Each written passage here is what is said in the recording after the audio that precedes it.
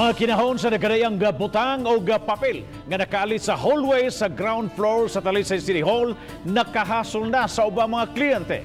Adunay live report si Fem Marie Dumabok. Fem.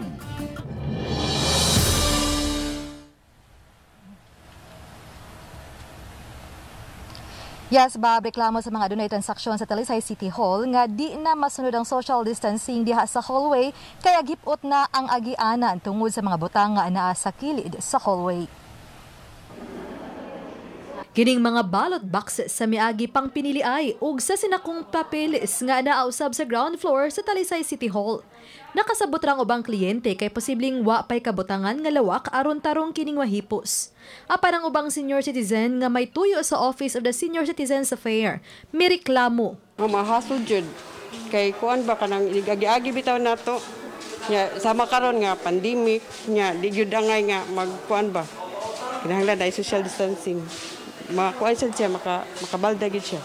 Para na ako, ma'am, dili man, ma'am, kay masakto lang po ta diri og agi-agi niya. Ya dili man po kay daghan ng tao sad niya. Dili ra man kay wa man sa ko nagtrabaho po diri. Duol lang ang hallway sa Comelec Talisay office diin gipaabot kada sukan sa mga magparehistro. Usa kini sa gikabalakan sa adunay mga transaksyon.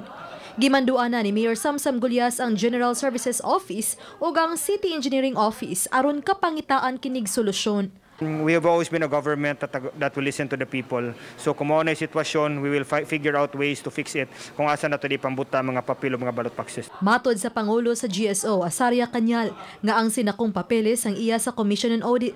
Iyang pakigistoryano niya ang COA o ang ubang ahensya aron mahipos og tarong ang mga dokumento. Mag-additional ba sila og ban basta COA na siya man. Ako lang ikuan ron ang taga COA. Kun ansay among mahimo ana asa na namoy butang. Samtang laki pusab sa naobserbahan sa mga kliyente ang gubaon nga mga doorknob sa pipila ka mga buhatan sa Talisay City Hall.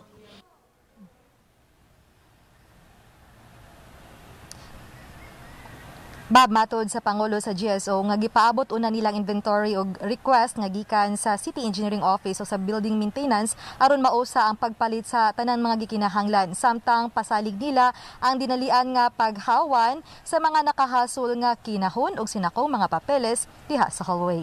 Bob? Daghang salamat, Fem Marie Dumabok, sa imong live report.